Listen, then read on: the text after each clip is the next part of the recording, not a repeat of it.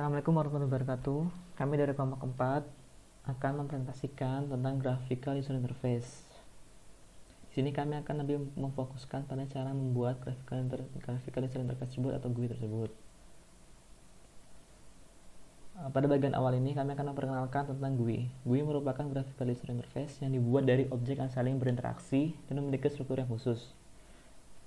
GUI ini dapat memberikan aplikasi suatu interface seperti menu, button, windows, dan komponen grafikal lainnya. Nah, untuk membangun suatu graphical interface, maka dapat beberapa bagiannya, seperti komponennya, layout, dan event handling. Nah, komponen itu merupakan part dari GUI, seperti button, menu item, checkbox, sliders, text fields, dan lainnya. Kemudian yang kedua adalah layout. Layout itu berkaitan dengan komponen yang akan ditampilkan di screen atau layar. Pada layout ini harus mempertimbangkan screen resolution, font yang digunakan seperti fontnya jenis apa, ukurannya berapa, dan kemudian ukuran Windows pengguna, dan aspek-aspek lainnya. Kemudian terakhir adalah event handling. Event handling itu mengacu pada teknik yang akan digunakan untuk menangani input pengguna. Seperti inputnya itu apa dari pengguna sehingga menghasilkan output yang diharapkan. Dan juga akan menangani apabila terjadi error pada input pengguna tersebut atau input tidak sesuai. Kemudian yang terakhir adalah AWT dan swing. AWT dan swing itu merupakan library dari Java. AWT merupakan abstract window circuit yang termasuk bagian dari library GUI yang ada pada Java dan diperkenalkan sebagai bagian dari original Java API. Yang kedua adalah swing. Swing itu merupakan library GUI Java yang telah ditingkatkan. Swing ini sebagai pengganti dari library AWT karena swing ini menggunakan beberapa bagian kelas dari AWT. Namun swing tidak hanya menggunakan kelas-kelas dari AWT, tetapi juga melakukan penambahan kelas sendiri dan melakukan peningkatan pada beberapa fungsinya. Pada umumnya, kelas pada library swing ini dimulai dengan awalan J seperti JButton. Kemudian kita masuk ke bagian image viewer example. Yang pertama adalah creating a frame. Nanti di sini kita bisa lihat terdapat kelas image viewer. Nah, dalam membuat agar suatu GUI itu dapat dilihat pada screen atau layar, yang pertama harus dilakukan adalah membuat dan memperlihatkan suatu frame. Kelas pada gambar di samping ini adalah image view untuk menampilkan frame pada screen. Kita bisa lihat di sini, kelas image viewer ini menggunakan beberapa library tambahan atau beberapa package tambahan seperti Java AWT, Java AWT Event, Javax Swing. Nah, ketika library ini sangatlah berfungsi untuk membuat suatu GUI. Nah, pada kelas ini itu hanya terdapat satu instance variabel yaitu frame yang berasal dari kelas frame. Instance ini digunakan dalam melakukan hold terhadap gambar yang akan ditampilkan pada screen atau layar. Kemudian kita masuk ke adding simple komponen. Kita bisa lihat di sini ada title bar, menu bar, content pane, frame. Nah, di sini adalah code-code yang digunakan untuk membuat tampilan seperti ini. Pada line code pertama, bertujuan untuk mendapatkan content pane dari frame. Pada line code yang ini, content pane, frame, get content pane. Nah, pada line frame pack, line yang ini bertujuan untuk frame agar mengatur beberapa komponen yang berada di dalam image viewer, di dalam sini. Kemudian pada bagian frame set visible true yang ini, bertujuan untuk membuat frame terlihat pada screen atau layar pengguna. Dalam membangun suatu image viewer, terdapat cara lain atau struktur lainnya, seperti pada gambar ini. Perbedaannya dengan sebelumnya, pada kelas image viewer ini melakukan extend terhadap JFrame. Jadi image viewer ini sebagai subclass dari JFrame. Kemudian pada bagian adding menu, terdapat empat hal yang harus ditambahkan. Yang pertama itu JMenu bar. Objek dari kelas ini itu merepresentasikan suatu menu bar yang dapat ditampilkan di bawah title bar. Cara mendefinisikannya seperti ini. Kita bisa lihat di sini. Kemudian yang kedua adalah JMenu. JMenu itu merupakan objek dari kelas yang merepresentasikan satu single menu yang ada pada menu bar seperti menu file, edit, atau help. Nah, kita bisa lihat cara mendefinisikannya ini. Ada JMenu, file menu, new menu, new jmenu file. Nah, ini akan menampilkan tujuannya untuk menampilkan menu file. Yang kemudian ada jmenu item. Objek dari kelas ini itu untuk merepresentasikan item dari single menu seperti open atau save. Nah, kita bisa lihat di sini cara mendefinisikannya. Di sini contohnya itu dalam membuat open dan quit. Kemudian lambda expression as event handler. Untuk menggunakan lambda expression dapat dilakukan dengan memanggil metode yang disebut dengan add action listener pada jmenu item. Nah, pada gambar di samping ini tuh atau pada code di samping ini itu digunakan adalah contoh lambda expression yang digunakan sebagai event handler untuk item menu open. Cara mendefinisikannya itu ada dua, ini dan ini. Kedua hal ini menghasilkan hasil yang sama, hanya berbeda dalam mendefinisikannya, cara mendefinisikannya. Kali ini saya akan menjelaskan mengenai Image Viewer 1.0, the first complete version. Pertama ada of image, kedua ada image file manager, dan ketiga adalah image panel. Of image ini merupakan kelas untuk merepresentasikan image yang ingin ditampilkan dan dimanipulate. Dia ini membuat image itu berbentuk array pixel 2 dimensi, di mana setiap pixel merepresentasikan warna yang diambil dari kelas color pada package java.awt. Of image ini juga merupakan subclass dari buffered image, yang memiliki metode utama yaitu getPixel dan setPixel untuk membaca dan modifikasi single pixel, serta getHeight dan getWidth untuk mengetahui ukuran image. Sementara kelas kedua, Image File Manager ini berisi static method untuk membaca image file dengan format JPEG atau PNG dari disk, dan mengembalikannya menjadi format of image, dan menyimpannya kembali ke disk, serta memberikan dialog untuk memilih image yang ingin dibuka oleh user. Kelas terakhir, yaitu Image Panel, digunakan untuk menunjukkan image dengan GUI yang memanfaatkan komponen swing. Dia ini subclass dari JComponent dan memiliki metode setImage, di mana setImage ini memiliki parameter of image. Pada versi sebelumnya, Image Viewer telah dapat menambahkan image, namun menggunakan kelas JLabel. Nah, di sini kita akan membahas mengenai perubahan-perubahan yang terjadi dari versi sebelumnya, yaitu yang pertama adalah pada metode MakeFrame, kita sudah bisa membuat dan menambahkan komponen image panel yang menggantikan fungsi JLabel. Lalu yang kedua adalah metode OpenFile, di mana kini bisa membuka dan menampilkan image file dengan memanfaatkan metode getImage dari Image File Manager dan metode setImage dari Image Panel Class. Nah, sementara untuk fungsi pack-nya sendiri itu untuk menghitung frame layout. Nah, pada versi ini kita ingin menambahkan 3 improvement. Yang pertama yaitu penambahan 2 label, di mana label pertama digunakan untuk menunjukkan image file name yang akan ditaruh di top application, dan label kedua yaitu status yang akan ditaruh di bottom application. Improvement kedua adalah penambahan filter. Filter ini digunakan untuk mengubah penampilan image. Dan yang ketiga adalah penambahan menu help yang berisi about image viewer mengenai nama aplikasi, version number, dan informasi mengenai auto. Untuk melakukan improvement pertama, yaitu penambahan 2 label, kita hanya tinggal mendefinisikan label-label tersebut. Pertama, tentu kita harus mendefinisikan kontainer untuk menampung komponen label-label tersebut, yaitu kita definisikan sebagai content pane.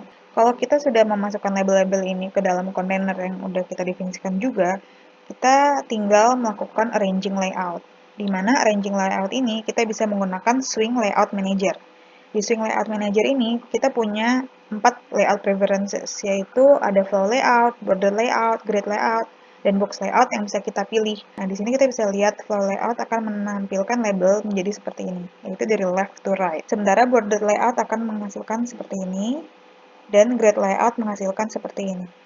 Dalam pengaturan layout, penting juga untuk mengetahui suatu mekanisme yaitu nested container. Nested container ini adalah kontainer yang terlihat seperti satu komponen, namun sebenarnya itu dia dapat berisi beberapa komponen lain. Untuk menggunakan kontainer ini, kita bisa menggunakan JPanel class, di mana JPanel class ini nantinya akan dimasukkan juga ke dalam content pane dari frame. Jadi, struktur dari layout pada suatu aplikasi itu adalah suatu aplikasi memiliki frame, di mana frame itu memiliki content pane.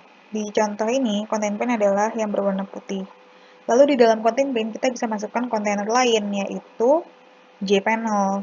di mana di jPanel ini kita bisa memasukkan lagi kontainer lainnya dengan layout preference-nya masing-masing. Seperti misalnya di sini suatu kontainer jPanel dengan layout preferences flow layout. Nah, improvement kedua adalah penambahan image filter. Nah, di sini kita punya contoh penambahan filter darker atau filter yang dapat mengurangi tingkat cahaya pada suatu image. Nah, pembuatan filter ini dilakukan dengan mengganti value pada pixel yang ada pada image. Karena mekanisme pembuatan filter seperti itu, maka kita harus mendefinisikan method filter ini di of_image class. Karena of_image class ini kan dia yang membuat image itu memiliki format sebagai pixel array 2 dimensi. Nah, tapi selain itu kita juga perlu untuk membuat method di image viewer karena kita harus melakukan pengecekan apakah file image itu udah dibuka atau belum. Nah, di sini ada contohnya. Di image viewer kita membuat metode make darker, di mana di make darker ini kita memberikan fungsi darker ke image yang ingin kita berikan filter, yaitu di sini namanya current image. Nah, di mana fungsi darker ini merupakan method darker yang ada di of_image class. Di method darker ini kita bisa lihat pertama-tama akan dicari dahulu ukuran dari image-nya. Lalu jika kita udah tahu ukuran image-nya, setiap pixel yang ada di image tersebut akan diubah value-nya dengan memanfaatkan fungsi setPixel. Nah, untuk improvement terakhir yaitu penambahan menu help, kita bisa menggunakan dialog. Dialog ini kita bisa implementasikan dengan menggunakan JDialog class atau JOption pane class. Kalau kita menggunakan JOption pane class, ada 3 jenis dialog yang bisa kita pilih, yaitu ada message dialog atau dialog yang berisikan teks, lalu ada confirm dialog atau dialog yang memperbolehkan user untuk melakukan selection atau pilihan, seperti misalkan memilih antara yes, no, atau cancel. Dan tipe ketiga yaitu input yang dapat memperbolehkan user untuk memasukkan suatu input data atau mengetikkan suatu data ke dalam dialog tersebut. Nah, berikut adalah contoh menu help yang kita gunakan dengan mengimplementasikan JOption pane class dan metode show message dialog. Selanjutnya kita akan membahas bagaimana untuk mengembangkan program struktur dari image viewer. Pada versi 2 ini kita akan menambahkan menu item, menambahkan metode untuk handle aktivasi menu di image viewer, dan menambahkan implementasi filter di of image. Untuk itu, filter harus menjadi objek, bukan metode, yang memiliki superclass sama agar dapat disimpan di koleksi sama. Kita akan menamakan koleksi itu sebagai class filter. Step filter akan memiliki nama sendiri dan metode apply digunakan untuk filter image. Implementasi apply yang memanipulasi image di mana dia akan dipas dalam parameter menggunakan get pixel dan set pixel method. Contohnya jadi di sini kita akan pakai public abstract void apply yang mengpass of image. Di sini dia akan diimplementasi di subclassnya. Contohnya di sini untuk di darken. Sini akan dibuat metode supaya image-nya menjadi lebih gelap.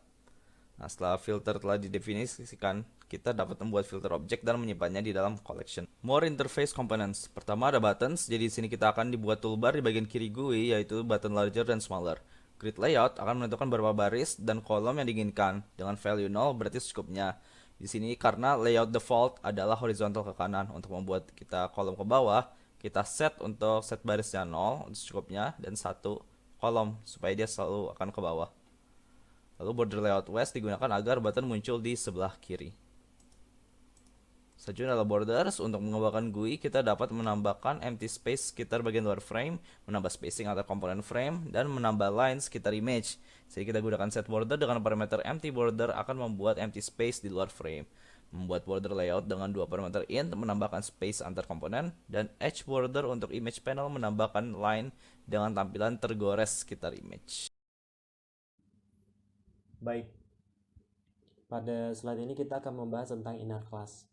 Inner class merupakan kelas yang tidak berada pada top level atau kelas yang dideklarasikan di dalam kelas lain. Di sini bisa kita lihat bahwa inner class itu terletak di dalam enclosing class. Kemudian di sini ada beberapa poin yang mesti kita perhatikan. Instance inner class memiliki akses ke semua member dari outer class, termasuk member outer class yang memiliki modifier private. Sebuah inner class tidak dapat memiliki member static. Misalnya, method public static main tidak bisa dibuat di dalam inner class. Kemudian, aturan inner class dalam mereferensi dirinya sendiri atau instance dari outer class adalah sebagai berikut. Yang pertama, untuk merujuk pada dirinya sendiri, instance dari inner class dari dalam inner class dapat digunakan referensi this atau outer class inner class this. Kemudian yang kedua, untuk merujuk pada instance dari outer class-nya dari dalam inner class dapat digunakan referensi outer class this.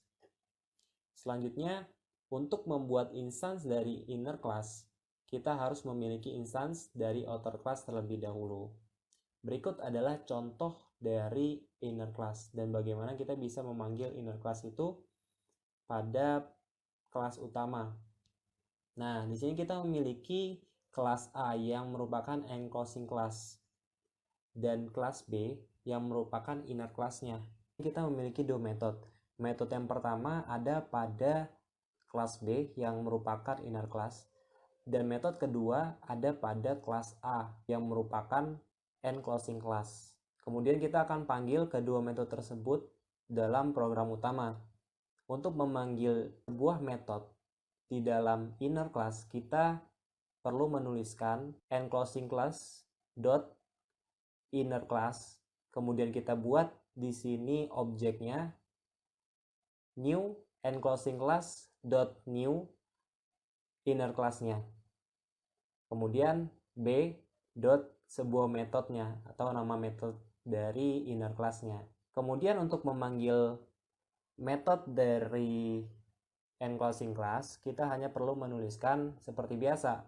Yang pertama kita tuliskan di sini nama kelasnya, kemudian objek, new, nama kelasnya, kemudian kita panggilkan objek dot nama metodenya.